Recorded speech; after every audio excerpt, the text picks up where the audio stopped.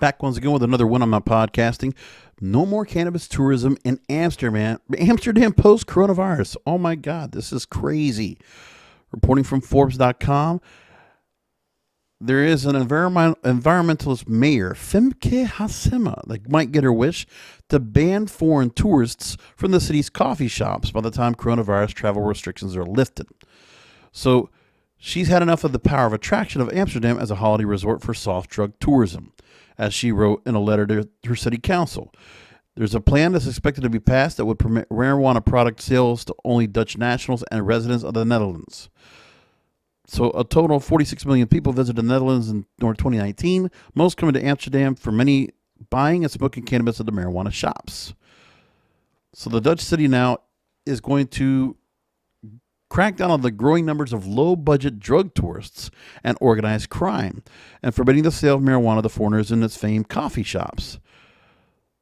The public prosecutor and the police in Amsterdam are supporting the mayor's move, and the business community, particularly the city center, has joined them, although in the past it opposed any drastic controls. That's softened as many entrepreneurs want to change Amsterdam's reputation as a place for unrestricted access to sex and drugs. So they don't want a red light district no more. And they don't want a green district anymore. So there's a drive in the city known for its liberal attitude regarding drugs in its red light district to control the flow of young tourists who arrive with the single intention to smoke cannabis and to undermine the criminal organizations behind the drug trade. Now, Mayor Halsema says that, quote, we can be an open, hospitable, and tolerant city, but also a city that makes life difficult for criminals and slows down mass tourism. Now, there are other cities south of the Netherlands, including Maastricht and Den Bosch, which saw their coffee shops getting overloaded by visitors from Germany, France, and Belgium, and now tourists are being banned from these cities' coffee shops. They can't really do that. That's crazy. Now, cannabis trade has become too big and overheated, according to the mayor. And during her campaign, she wanted to change the fact that Amsterdam is mostly known as a place of soft drugs tourism and a haven for cannabis users around the world. We've known that forever. She wants to return the city to its international renown as one of the most beautiful in the world, with multiple other first-class attractions.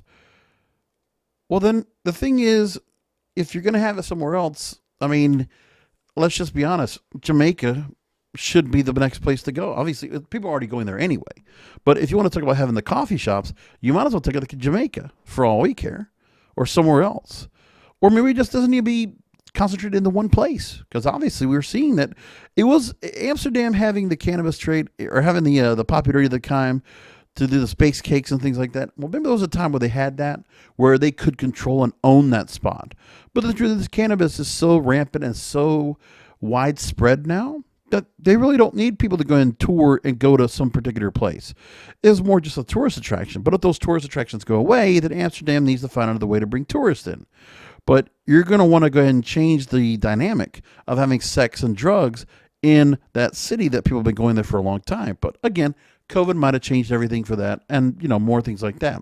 Another thing I also read about when it comes to debauchery is that the mayor in Nevada, the governor of Nevada, has still refused a petition for the bunny ranches and for the other brothels in Las Vegas to be reopened since the pandemic.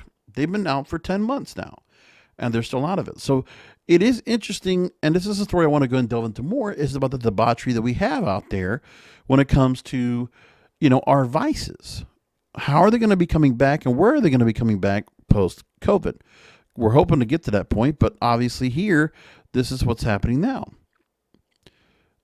Now, there's always been a demand in Amsterdam for cannabis. It's been growing year after year, despite official efforts to promote other tourist activities and control the number of hotels and Airbnb rentals, with quote-unquote cannabis tourists being a nuisance, particularly around the city center. So they're going to go ahead and try to make that happen. According to research commissioned by the local government, 57% of foreign visitors, a trip to the coffee shop was a very important reason for their arrival.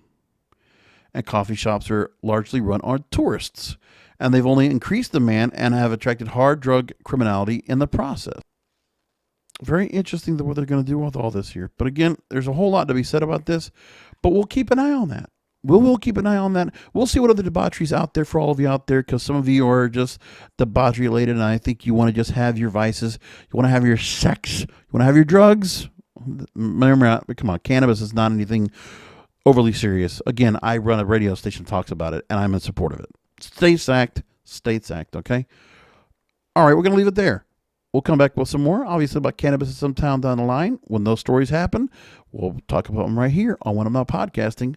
Until next time.